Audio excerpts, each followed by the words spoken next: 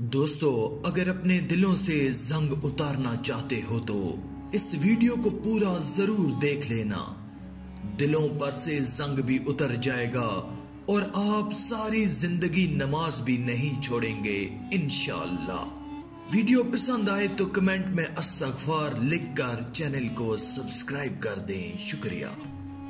दोस्तों, जो अल्लाह रात को दरख्तों पर बैठे परिंदों को नींद में गिरने नहीं देता, वो तुझे और मुझे कैसे बेयारो मददगार छोड़ सकता है।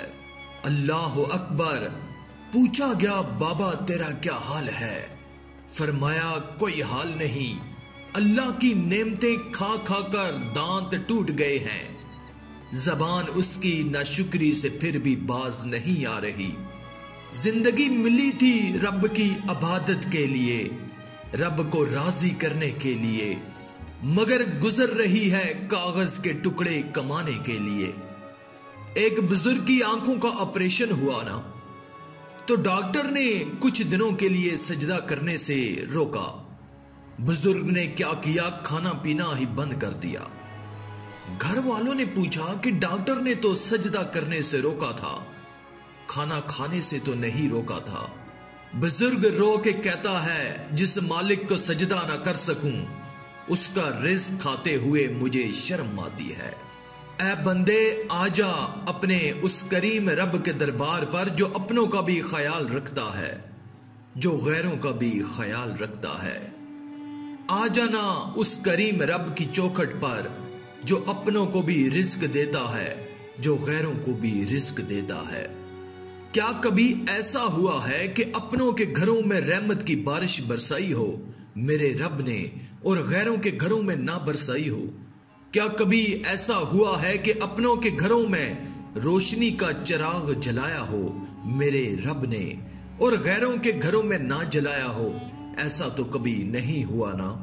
दोस्तों, जब एक फौत हो जाने वाले नौजवान की कब्र खोदी गई तो कब्र में नूर ही नूर था।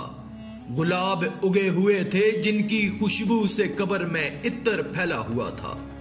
ऐसा लगता था जैसे जन्नत की तमाम खिड़कियां कब्र की तरफ खोल दी गई हों। खैर, उस नौजवान की तदफीन की गई। तदफीन करने के बाद यही कब्र खोदने वाले लोग उस नौजवान के घर गए। उसकी घरवाली से पूछा कि माई, आखिर तेरे शोहर में ऐसा कौन सा अमल था जो आज उसकी बख्शिश का जरिया बन गया और तेरा शोहर दुनिया में ही बख्शा गया है? बता तो सही, ऐसा कौन सा अमल किया करता था? बीवी ने कहा, भाई, और तो मेरे शोहर का कोई खास अमल ना था, पर एक ऐसा अमल था जो मुझे बहुत पसंद आया करता था, और मैं दावे के साथ कहती हूं कि वो अमल मेरे अल्लाह को भी बहुत पसंद आया होगा। वो अमल कौन सा था? वो ये था कि जब फज्र की अजान हुआ करती थी तो मेरा शोहर अपने 5 साल बच्चे को उठाता, कहता, उठ बेटे, चलते हैं मस्जिद में नमाज पढ़ने। ओ बेटे, नमाज मेरे नबी की आंखों की ठंडक है, नमाज कभी ना छोड़ना। नमाज मेरे नबी की आंखों की ठंडक है। अपने 5 साल बेटे से कहता, बेटे, सिर्फ मेरे नबी की आंखों की ठंडक नहीं बल्कि तेरे नबी की भी आंखों की ठंडक है। बेटा, नमाज कभी ना छोड़ना। अल्लाह अकबर। बेटे को नमाज का दर्स देने वाले बाप की बख्शिश दुनिया में ही हो गई। उसकी कब्र में नूर ही नूर है। गुलाब उगे हुए हैं जिनकी खुशबू से कब्र में इत्तर फैला हुआ है।